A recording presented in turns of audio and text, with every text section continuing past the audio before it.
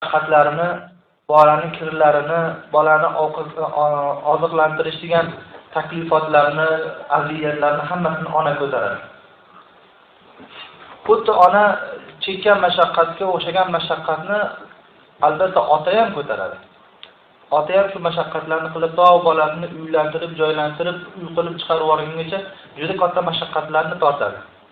Lekin nima uchun Xudo taolo onani mehnatini bayon qiladi-yu, otanikini gapirmaydi? Ikkoviga ham yaxshilik qilishga buyuradi-yu, orqasidan faqatgina onani mashaqqatini gapiradi. Otanikini gapirmaydi deb o'xshatarkanlar. Chunki bolaga nisbatan onani qilib turgan mehnatlari bola aqli yo'qligida bo'ladi. Bola uning katta bo'lganida eslanmaydi uni. Ishtonlarni onasi yuvganini, kechqurunlari qiynalib turib emizdirganlarni eslanmaydi. Ammo otaning mehnatini uylar qurib, mehnatlar qilib, atrofini mashinalar olib berib, dunyo bilan obod qilgan vaqtida o'zi ko'zi bilan ko'rgan, uni aytishda hojati ham yo'q degani. Aytmasa uni o'zing bilib ko'rib tursan otaning mehnat, ammo onanikini ko'rmaydi. O'shaning uchun Xudo taborak va taolo onani mehnatini eslatib qo'yadi. Endi Zulfiqor Ahmad Naqshbandi bir go'zal bir narsani aytadi. Buni ko'p marotaba aytganmiz. Aytgan gaplar yana hammasi takrorlangan gaplar. Bu kishi aytadilarki, menga ham asr bo'lgan kishilardan bittasi uylanib turib, xotinlik bo'lganidan keyin xotin erni otasi bilan onasiga xizmat qilishdan qochib, erni qulog'ida pichirib qilaverib, oxiri bulardan bezdirib, alohida uy qilib chiqib ketishlikka taklif qildi. Ya'ni men kampir otang bilan onangni xizmatini qilmayman. Men bilan yashash niyating bo'lsa ajrab chiqqin debdi. Xullas, xotinning gapiga laqa ishongan er shahardan ijara uy oldi. O'z qishloqda yashayotgan edi. Shahardan ijara uy olishib, Saudiyadan Makka mukarramada bir qandaydir bir tijoratni yo'lga qo'yib, xotini ijarada o'tirilgan uyda qolaveribdi, bu o'z Makka mukarramaga jo'nab ketdi. Tijorati yaxshi, o'sha ko'rganimizdek, bilganimizdek, hammasi Hindistonlik, Bangladeshlik odamlar tijorat qilyapti. Shunga o'xshab, yo'lda do'kon ochib, tijorat qilib, molni topib, xotinga jo'nataverar ekan, xotin uyni quraverar ekan. Shu asnoda 12 yil ketibdi. 12 yilda xotiniga bir marotaba telefon qilib, kampir ayam bilan dadamdan xabar olib qo'ygan gap aytmas. 12-yil Zulfiqor Ahmad Naqshbandi aytadilarki, Baytullohni tavof qilib yurgan vaqtlarida shu odam Zulfiqor Ahmad Naqshbandining zohiriy go'zalligini, jamolini ko'rib, nurini ko'rib turib, shu odamdan bir maslahat so'rasam bo'larkan, ziyorat qilsam bo'larkan deb hali bola kelib qullar bu kishi bilan muloqot qildi. Shunda bir gap aytdi.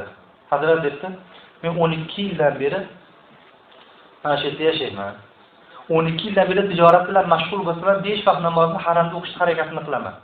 12 yildan beri meni haj qilmagan yilim yo'q. Mana shu 12-yil haj marotaba haj qilishim. Lekin ibodat qilib lazzat topolmayman shu yerda. Duo qilaman, duolarimga ijobat bo'lganini bilmayman. Dunyo topaman, mazza qilmayman. Nima ekan sababi deb mendan so'rab qoldi. Zulfiqor Ahmad Naqshbandi valoyati borligi uchun aytgan ekanlar. Sen birorta odamning ko'nglini og'ritgan bo'lsang kerak dedi. O'shada xatva aytdiki, taqdir og'ritganda ham men eng qimmat baholarda ko'nglini og'ritganman. Otam bilan onamni tashlab ketganman, 12 yildan beri men bir marta xabar olgan odam emasman. Bu kishi aytdilar, "Bo'lmasa senga ortiqcha haj qilishga hojatim yo'q ekan" dedi. Hajni yarmida tashlab o'tib ketib boraver dedi. Bor ularni bishoralarni ko'nglini ol dedi. Bu bola kelganda o'zini shahriga yetib, Karachida yashar ekan.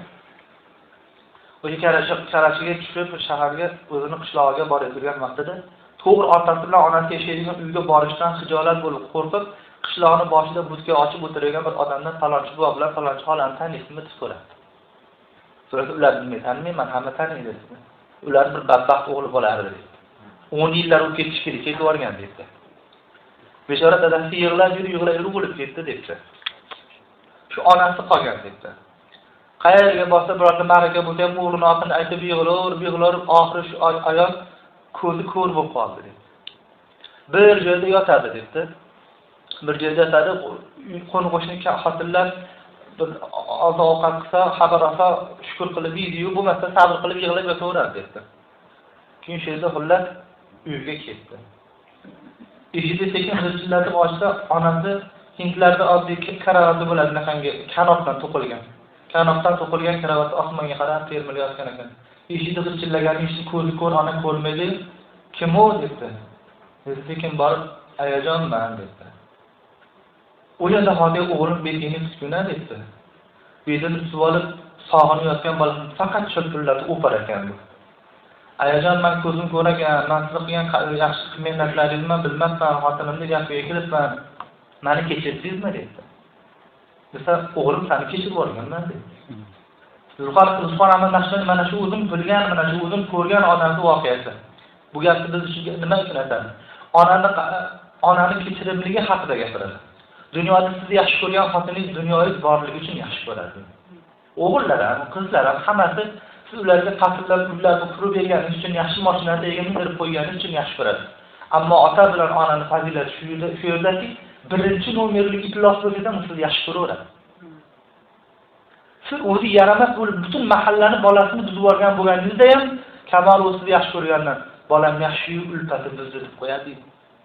U ham sizga bo'lgan mehr muhabbatidan kelib chiqadi. Bu bir nasihat dedi.